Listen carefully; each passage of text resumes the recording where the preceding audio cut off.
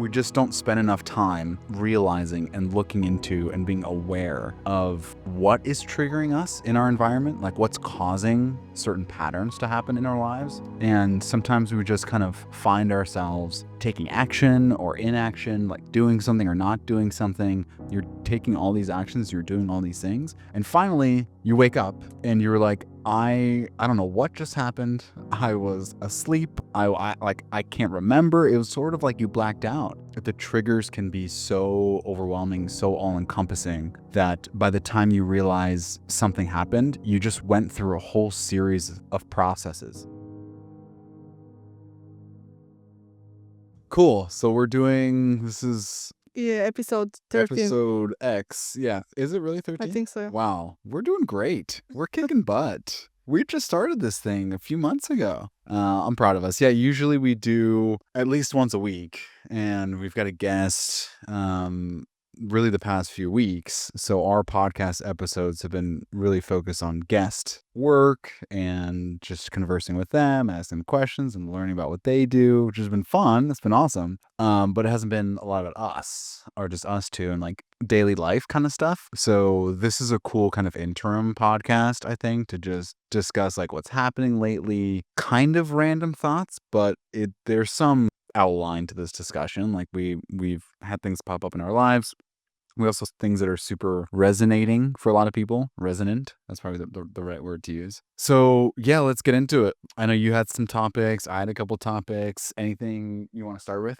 No, let's start with what's present for you. What's going on with you? What's present for me is, well, for me personally right now, I'm dealing with a calf injury. It's kind of preventing me from running and exercising. And I had a great conversation with a coaching client recently, actually. And it was a very similar concept in that I think we just don't spend enough time realizing and looking into and being aware of what is triggering us in our environment, like what's causing certain patterns to happen in our lives. And sometimes we just kind of find ourselves taking action or inaction, like doing something or not doing something. For example, like some people, like myself included, are prone to like emotional eating, or we turn to certain things to cope with, can get lost in TV and just scrolling on your phone. And I know a lot of people deal with it. I deal with this myself. But we just have these like automatic patterns, and it's unique and it's different for certain types of people. Like everyone has their own unique imprint that makes us different. We have different ways that we cope with stressors in life. I was just having a bunch of discussions about this for myself personally with friends and also for clients.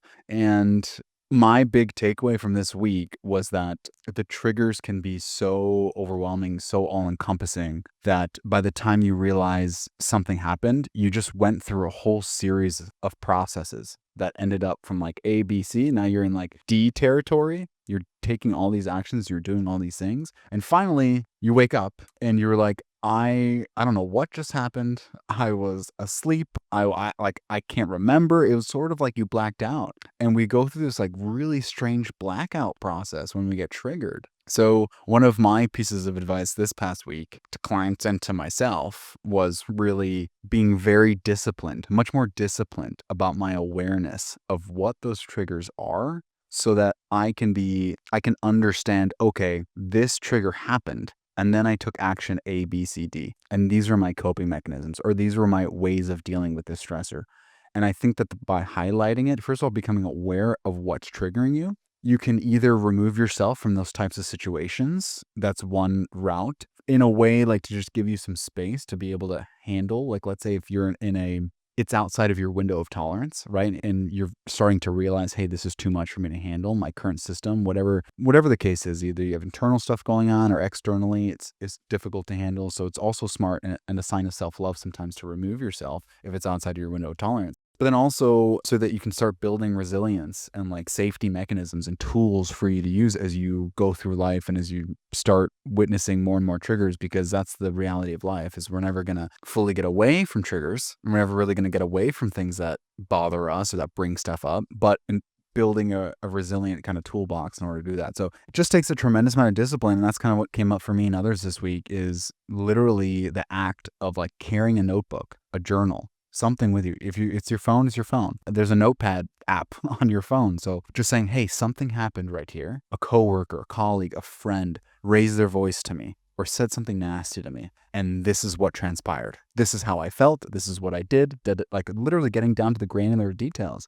And it's just funny because I talk to a lot of people and I find this in myself too. It's like we just don't realize that spiral, the impact that it has in our lives. Because by the time you wake up and realize what just happened, you're like overtaken, like flooded by these emotions and doing a lot of things that looking back you'd prefer you didn't do. So yeah, I think it's just a really beneficial tool, and that's came across for me personally and then in some work this past week.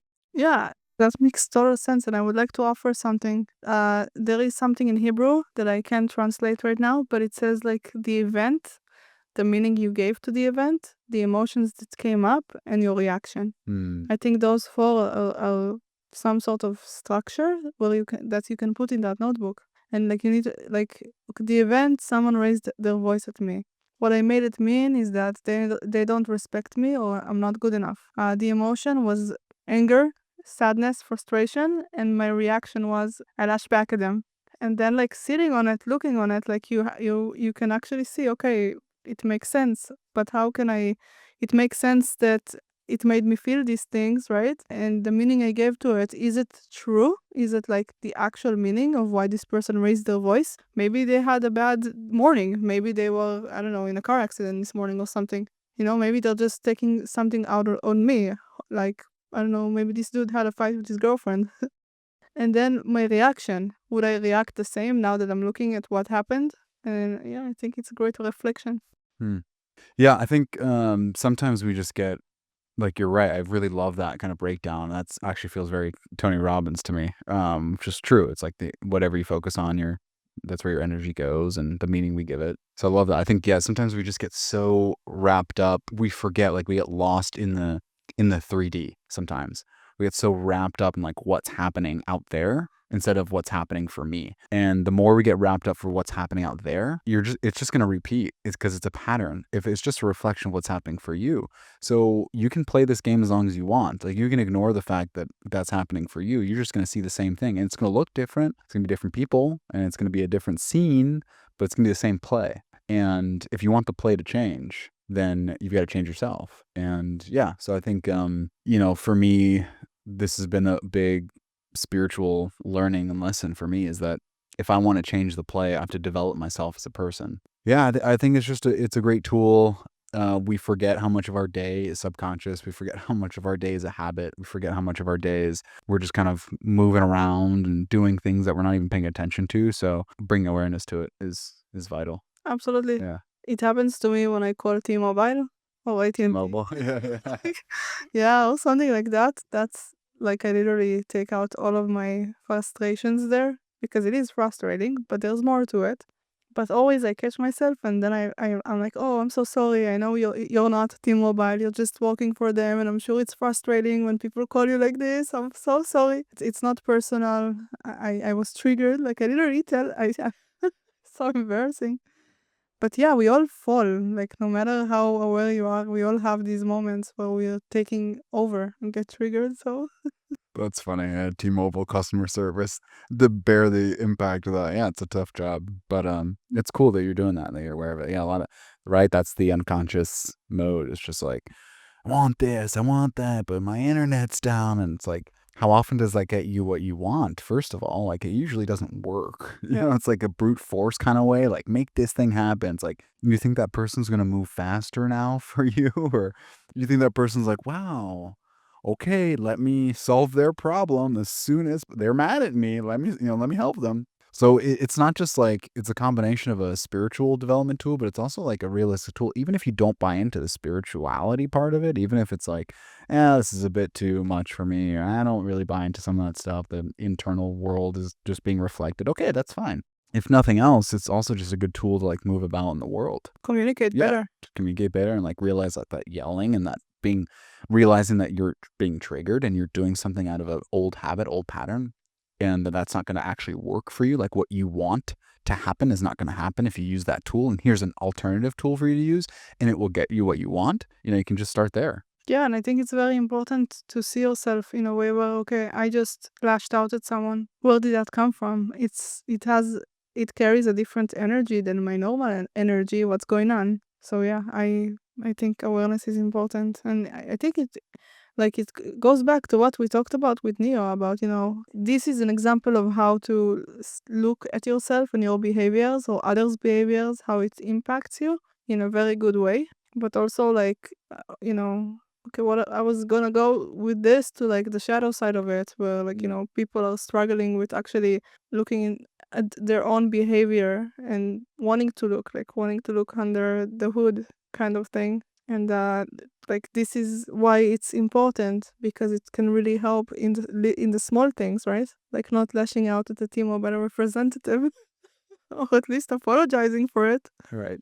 And it doesn't have to be a spiritual thing. It's just self-improvement, right? Like it's just in the self-improvement realm to just wanting to be a better communicator, a better person, I guess. Yeah.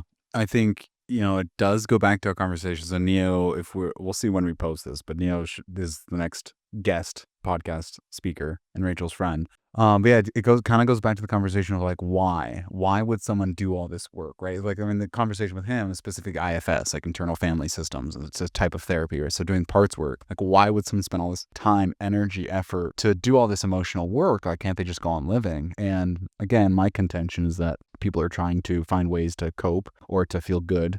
It's a form, a mechanism to provide meaning and to feel better. That's why people do things. They do things that they think are better, even though they're not sometimes for them, right? Like you'll eat unhealthy food because you think it's better. There's other variables. It's probably cheaper. It's probably more convenient. It tastes better. There's certain things, certain variables that you're using, and health is just one of them. But yeah, the point is sort of like, why would you do this? So you have to make that same argument for this type of work.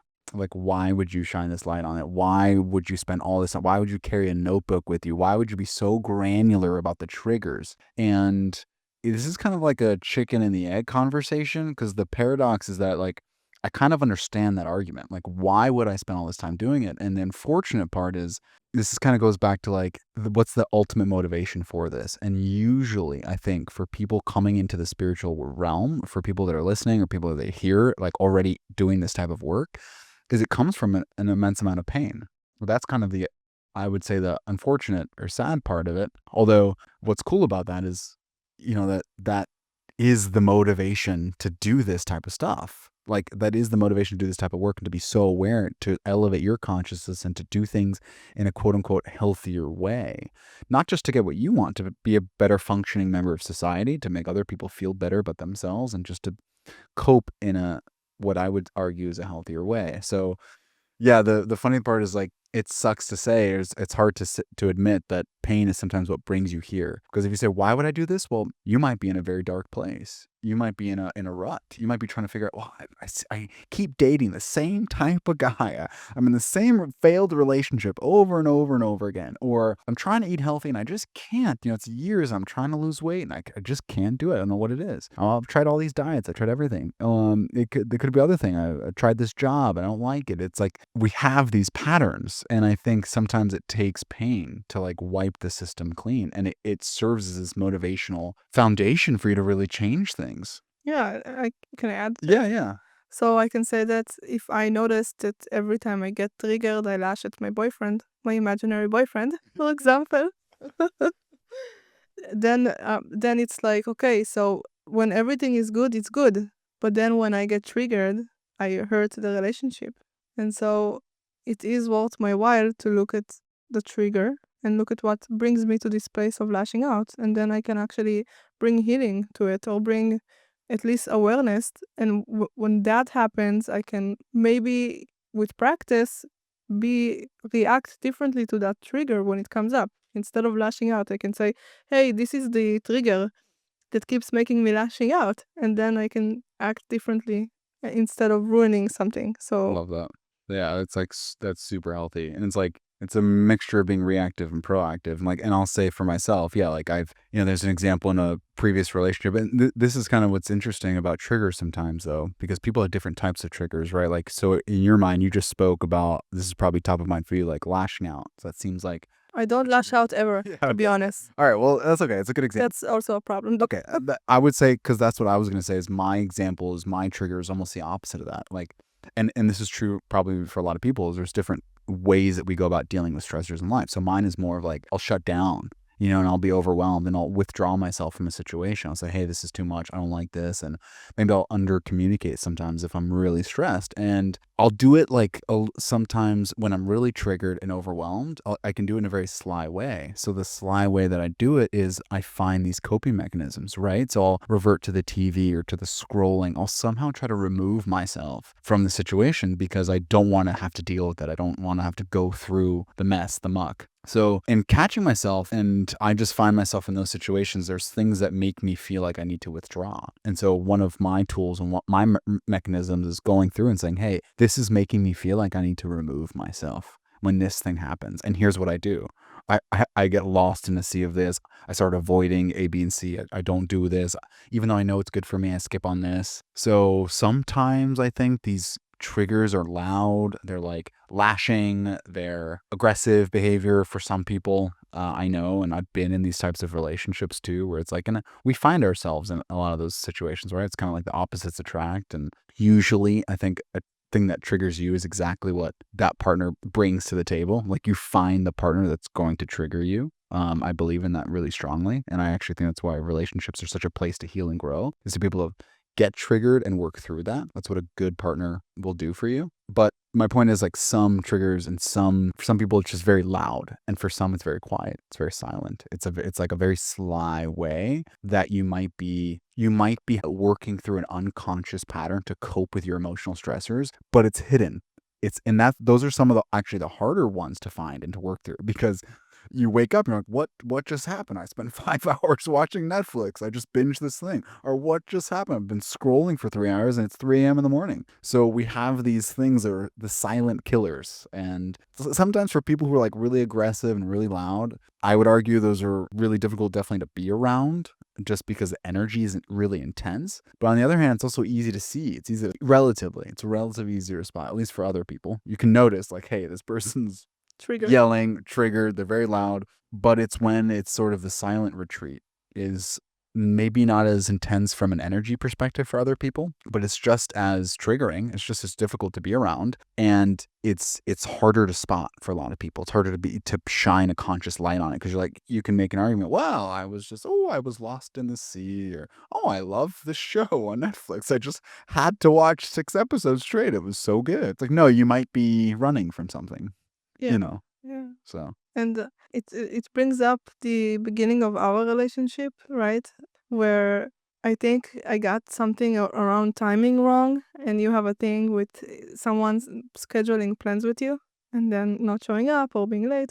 And I remember I felt like you're pulling away or disappearing, and I was able to see that because I look within me, right? And it triggered me that you did that, because for me, I have an abandonment wound. So when you started pulling away, I didn't let you, kind of. I was like, hey, I feel like you're pulling away. I want to take responsibility and I want to talk about it. And I think that was very profound. What actually built our connection stronger was being able to talk about these triggers and basically create resolution for both of us. Like, now I know that you're very sensitive about plans, and I hyper attuned to that. So I act differently with you. And I think that you know that I have a thing with around abandonment or people disappearing and pulling away. So you're more communicative when you feel like doing that.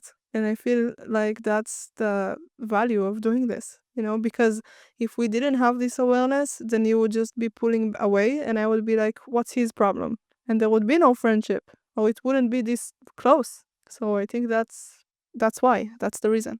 Man, that was really, really cool connection there. I think you're totally right. And I will say, like, part of me wants to add that, like, it takes something special to do that, but I also don't want to say that, because I want to feel, and I believe that it can be more normal than we make it out to be. It just takes a few things. It takes you caring. Like, you have to care. You have to want to do it. You have to be able to care about someone else more than you care about yourself, or you have to be able to say, this is important to me. You have to be able to prioritize it, to say it might require some work, and it's going to require some digging, and it's going to require some back and forth, but I'm willing to do that because I care. And then it takes the ability, like, it takes the emotional ability, the strength, to the toolbox, the discipline to understand what might be going on, what might be under the surface.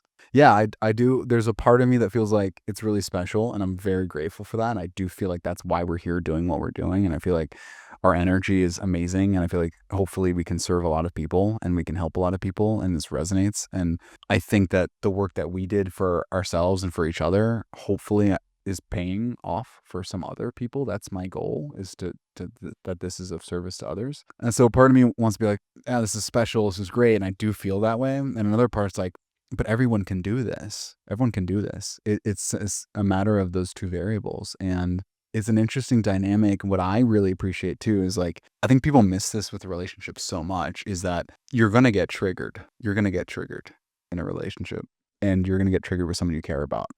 And you have a couple options. Either you just don't care about people, then you won't get triggered. That's an option. And there are a lot of people, sadly, that choose that.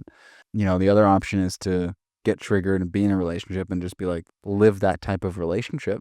There are a lot of people that do that too, that in a relationship, it's just not perfect. It's not good. It's not, I shouldn't say perfect, but it's, I'd argue, not very healthy, relatively toxic, but you're just in it, and you're comfortable with it. And it's just something you've become used to, and now it's your familiar world. It's your safe zone, even though it's not what you really desire. So, and there are a lot of people that are comfortable with that and are okay with that. And this isn't a judgment And thing. they don't know differently. Yeah, they don't know differently, and it is okay for them.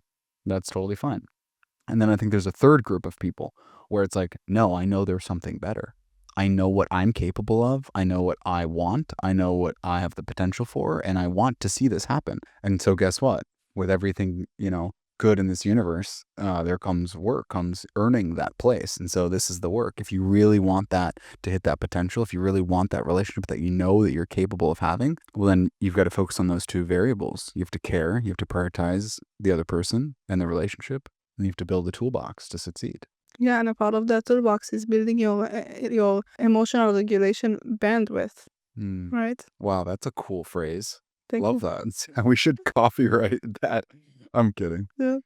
Yeah, so I totally agree. And I think that's why, within me, I am looking for a relationship, but I really want it to be someone that has that bandwidth. Because if it doesn't, or is not in the process of working on it, then I would just feel like I'm too much. I would feel a whole bunch of stuff, and I would make them mean something about me. I feel like that's what I'm working on. Like I feel like my bandwidth is like incredible these days.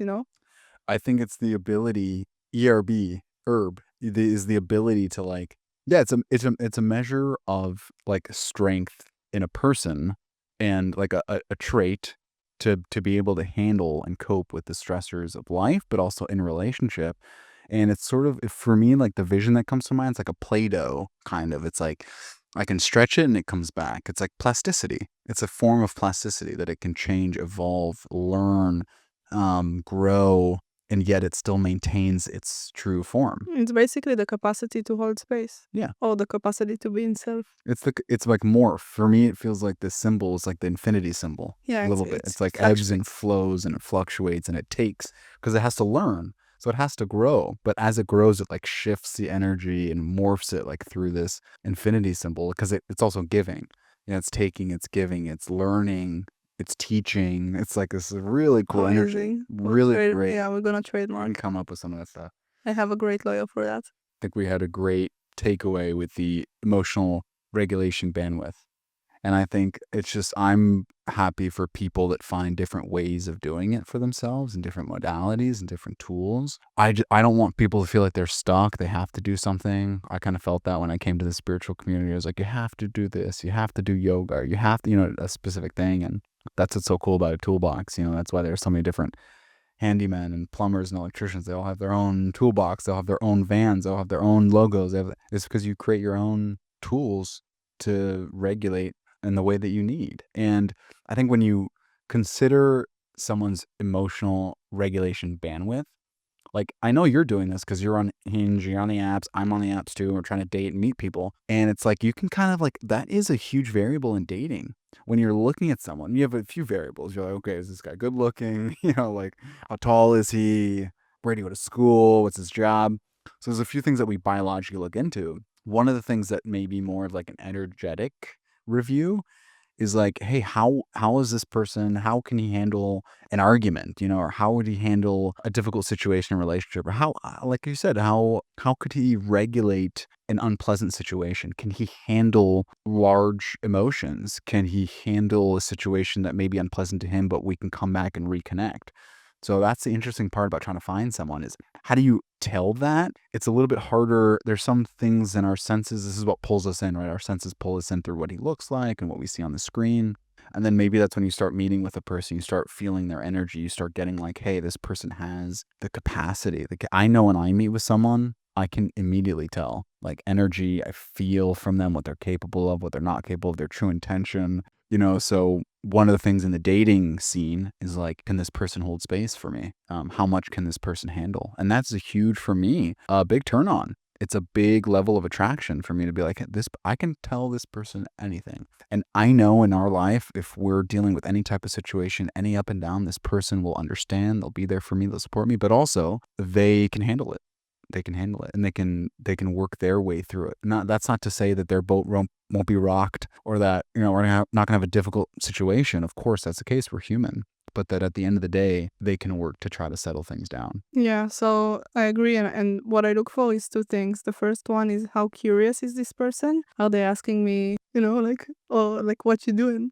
Or they're like asking me, hey, so what's a interesting thing you're working on recently? Like, curious. By the way, curiosity is really the key to every connection and relationship, in my opinion. We want to feel like people care and they're curious. And then the second thing is, my way of assessing if someone can hold space for me is literally leaning in. Like, of course, providing context, but like, let's say someone says, hey, how are you today? Maybe not that early on, but it's like, I'm good.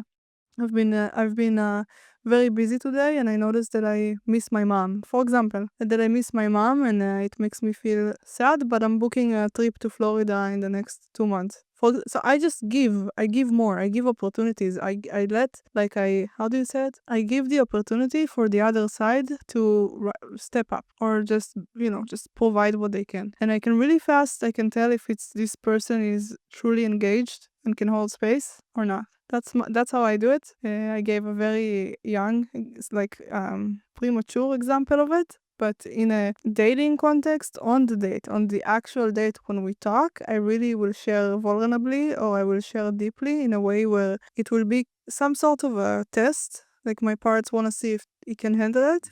But I'm doing it with an open heart. Like, I really truly want that person to kind of be like, and I know that men, like, when you present men with a problem, they can sometimes rush to the solution. Like, it's okay, and it's very valuable and appreciated. But sometimes we need containment.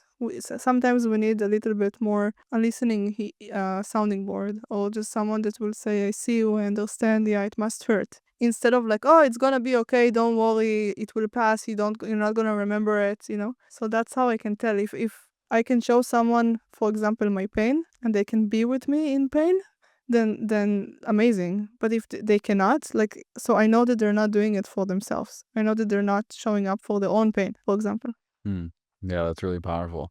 Yeah, I think that's something a bit unique and special maybe about you too, is like you, from the leaning in conversation, like for me, that feels like authenticity. That feels like getting to see and be with the real you. It's like you want to know the real them. So I think and I also kind of feel this way. It's like, yeah, it's sometimes difficult to have super surface level, shallow conversations because you feel like I could do this with anyone, or it's like we're kind of wasting our time. Like, let's get to the real stuff. I'm not diminishing small talk, but the idea is like, for me to be able to really connect with you, for me to be able to potentially fall in love with you and to be a partner with you in life, like, I'm going to need the real you. And I'm okay. Sometimes also, I'm sure you're okay. It's like, hey, maybe you need some more time, or let's go bowling first, or let's play tennis. That's totally fine. However long that takes, whatever the process looks like. But at some point, I'm going to need the real you, and I'm going to give you the real me. I'm giving you the real me from the beginning. And that's really hard to do, but there really is no other way. And actually, you know what? It's not so hard to do. It's really not so hard to do. We think it's hard to do because we're afraid of being judged. But if you can get to the point of like, it doesn't really matter, and actually thank you, and it's okay, I'm okay being judged. You know what? Because if you judge me that I'm not for you, great. Then the person who wants me will find me,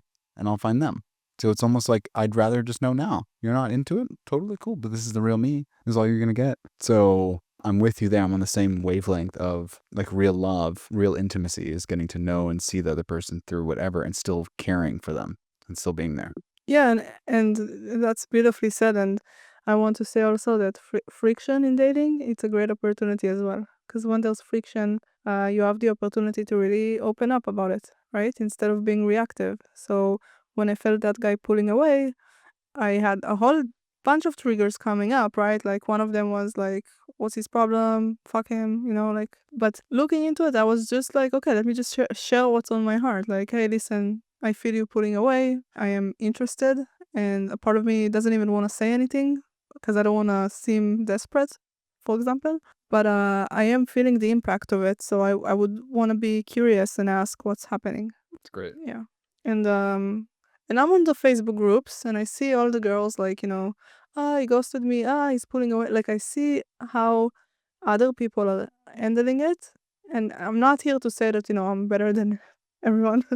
But yeah, we get triggered and we speak from these triggers and it can ruin relationships. And you know what? If someone is pulling away and you came to it and you've been honest about how it makes you feel and they still pull away or they're just not interested, that's okay. But at least you showed up for yourself and you showed up honest and authentic. And with the right person, it's going to resonate and they're gonna really appreciate it and respect it. And it will invite them to do the same. So if you open the door, like it's like we said, one person needs to be leaning in. Sometimes it's gonna be the girl, even if we don't feel like it's if feminine or whatever. Like I don't know, it's not related to that, but yeah, sometimes we just need to risk it and we just need to be real. I would say all the time. Yeah, all the time. Because like I said, if you're real and authentic in yourself and this person doesn't react quote unquote favorably, it's still a positive thing because it's still a sign this person isn't for you. It's like otherwise you're just kind of wasting your time. You put on this is part of the podcast we were talking about, but either you're putting on a persona or you're putting on a version of yourself that's not real. And then at some point that's going to disintegrate. At some point that's going to come off. Wouldn't it save a lot of time and energy and effort to just do that in the beginning? It's like we're doing all these things to prevent the real us from being seen so that we don't get judged, so we don't get rejected. And then so we put on all these layers and then slowly over time, because they're so heavy and we have to live a certain life that makes us unhappy and we become sad and depressed and we lose all our energy. And then we get to some point in some amount of time, we say, I don't want to do this anymore. And you start ripping off the layers and the relationships that you built and all that time you put into it and all that energy, I wouldn't say is wasted, but it could have been much better used if you had built up in the beginning a toolbox to emotionally regulate and deal with putting your true self out there. So that worst case, you get rejected.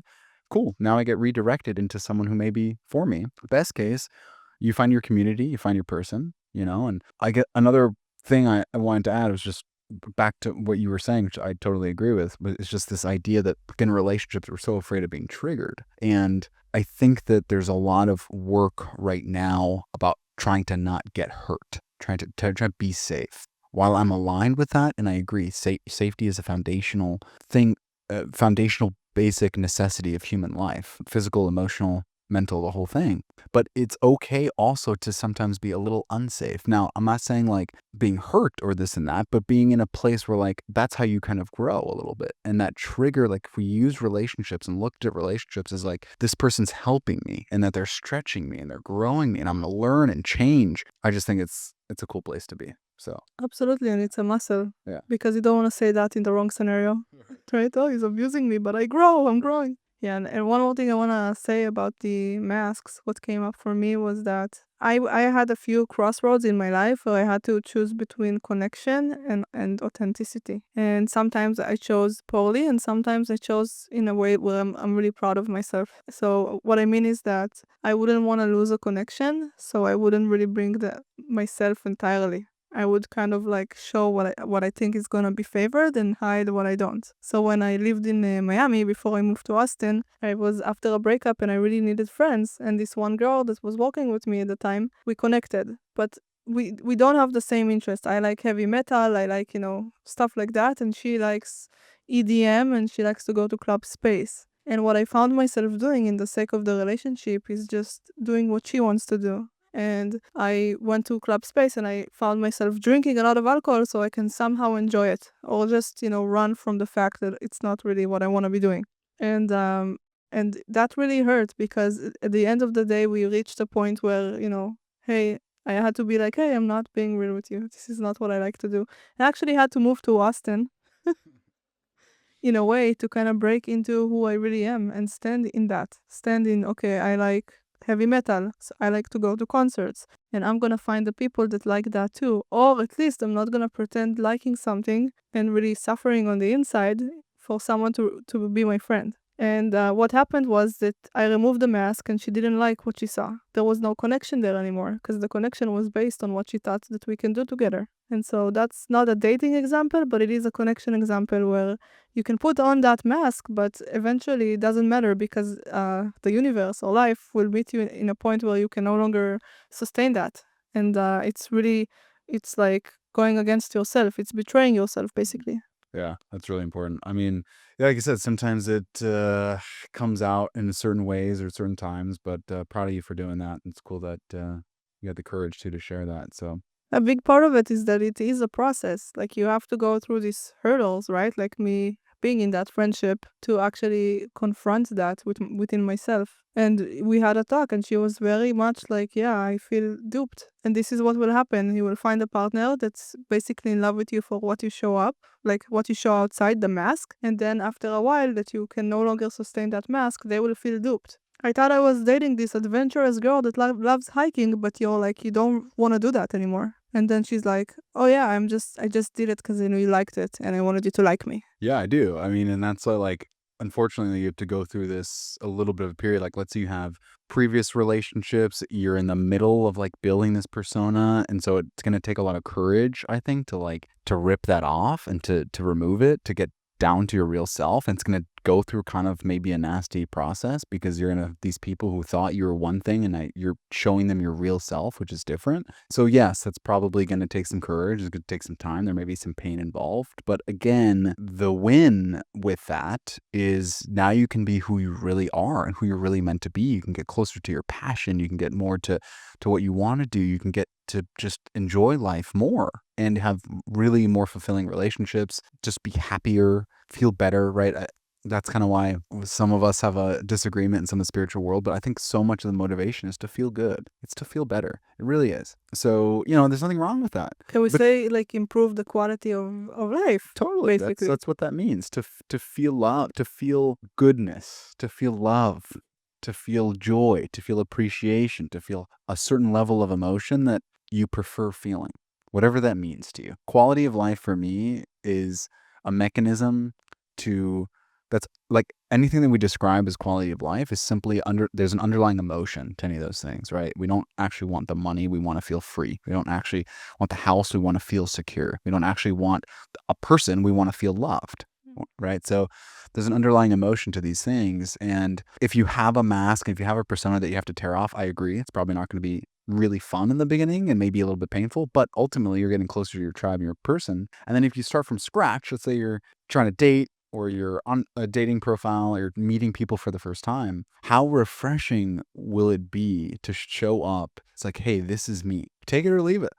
Even if everyone leaves it, it feels so good, because you can just be like, this is me, and step into that. And there's just something very freeing about that. There's something that even if everyone quote unquote leaves it, you're still going to feel amazing. You're still going to feel like, this is me. This is myself. And I love myself. And that's why it's a holistic approach, right? Because in order to get there, we have to take these steps. We have to change some programming and change some limiting beliefs and change our patterns and be aware, transmute a lot of the pain into pleasure. And back to the conversation about relationships, like, this is why I'm so grateful for relationships, because relationships, while they are a safe place, they also identify you for your own spiritual evolution, where you can grow. And just be thankful for relationships, just for that aspect, just to be like, this showed me where I can evolve as a person. Oh, okay, maybe I have a short fuse. Maybe I have too much of a temper. Oh, okay, maybe I withdraw when I'm a little overwhelmed. And I see how that affects other people. I don't want that to hurt other people. I care about other people. So, hey, I can work on that. And sometimes you need someone to point that out.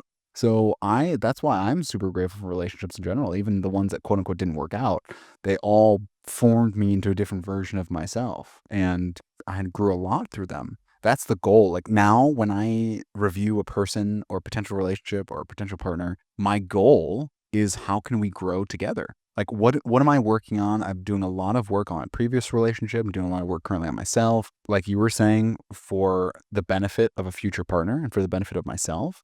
And going into a new relationship, in large part, it is here are the things I'm need to work on and would like to have grow. And by the way, there's a lot of this work we can really only do in a relationship and community. And then also, how can I help you grow? Like, what are the things you are working on? What are the things that you personally want to kind of get to the next level? And how can I help in that? And then, of course, you have the third part, which is us in a partnership. And how can we grow and how can we create and run this kind of relationship that we desire together? So there's a lot to it. It sounds complicated, but it's also not. It's also not.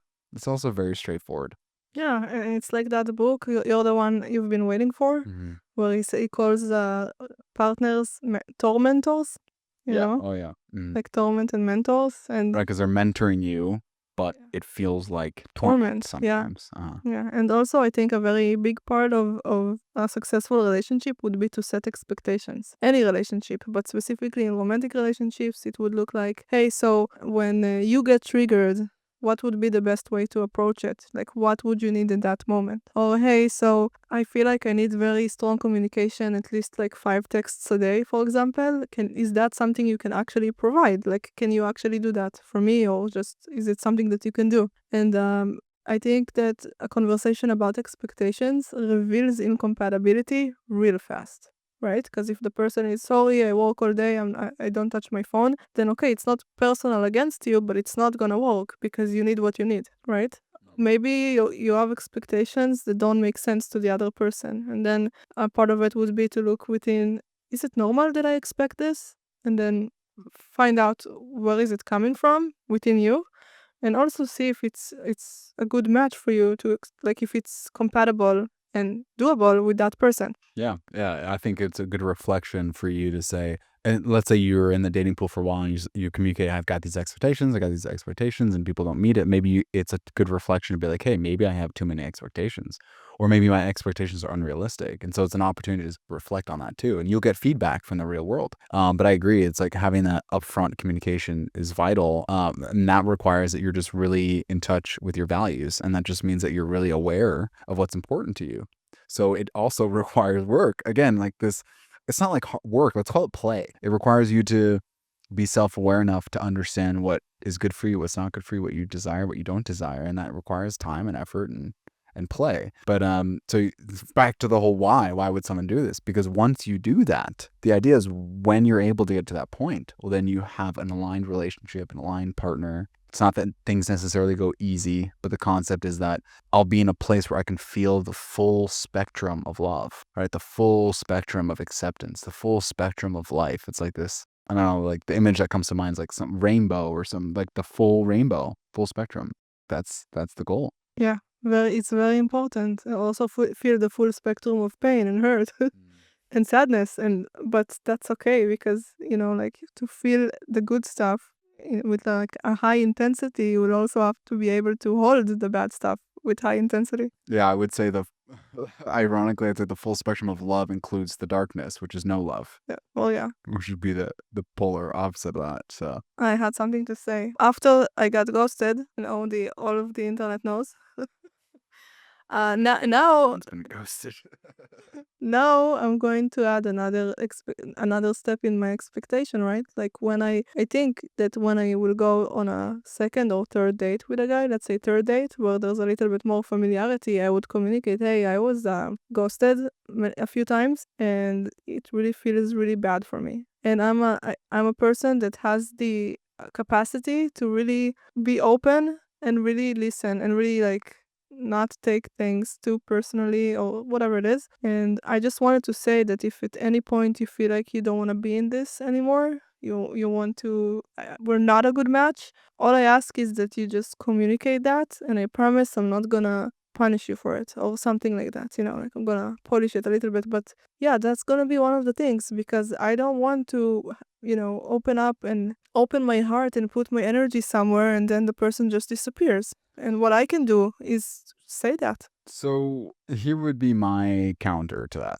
Okay. My counter would be that I think there's also a part of you that is fearing that it's gonna happen so much that you're preparing for it, and while I'm not necessarily saying that it's, like, incorrect or unhealthy, what I would just advise, like, or argue, like, that I think would be more fun and, like, light and also true to yourself is, again, putting yourself out there, and now that you know more about people and dating and you know more about what works for you and what doesn't work for you, it's not necessarily about warning the guy and having him do something to fill your abandonment wounds. It's more so that you are gaining the courage and the skill to understand what works for you, what doesn't, and having the courage to stick up for yourself and your parts and stepping away from those situations when that occurs for you. You know, for example, like you had a ghosting situation, we talked about it. And one of the things that was kind of came up for you, right, was like, hey, you kind of were in this moment of, I know that this is happening, but I have parts that still hope and I have parts that still believe. And you're getting all these parts that are saying a bunch of different things. And I think my hope for you is that part of that learning experience was this was not in my best interest. Like what's happening to my system right now is not good for me. And I hope that you grow in that skill of saying, this isn't good for me. And then growing in the courage to say, when I feel that or when I see that, I'm going to do something about it. I think that's all you have to do. It's not that you have to warn, hey, I need you to, if you're going to ghost me, tell me. You know, that's not going to work. And you don't need to tell people that. And it's a kind of a strange thing to say because Is it a strange thing I to think say? Like, you're setting it up for, hey, if you're gonna leave me, tell me. And I'd rather you go in, be your true self, be your authentic self, be your best self. If you're interested, be and have a real conversation, get to know them, build true intimacy.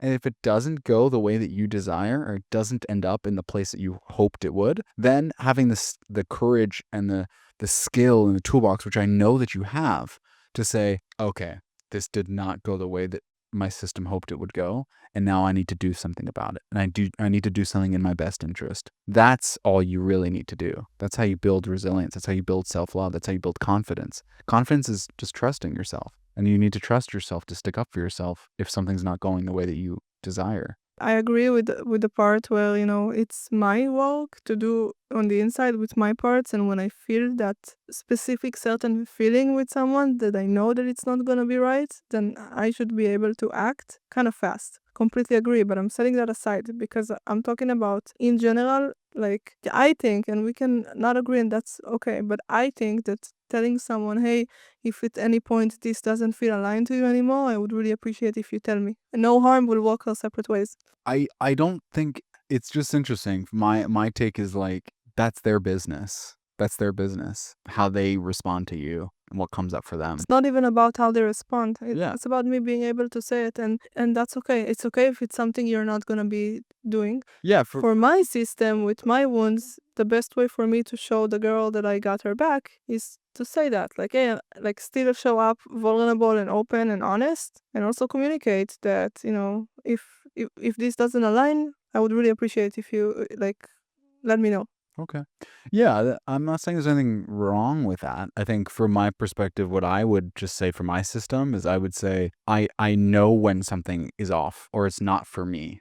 You don't have to tell me. You don't have to act a certain way because all of that could still be a misdirection. It's still outside of my system. It's still outside of my scope of understanding. So I can't fully rely on it. What I'm trying to teach my system is I can rely on myself. I can trust myself, and that's the only thing I really can do. I can't rely on if someone's going to do something. I think the part of my issue with that is you're putting your faith and you're putting your systems level, some of your awareness and some of your action motivation in someone else's hands.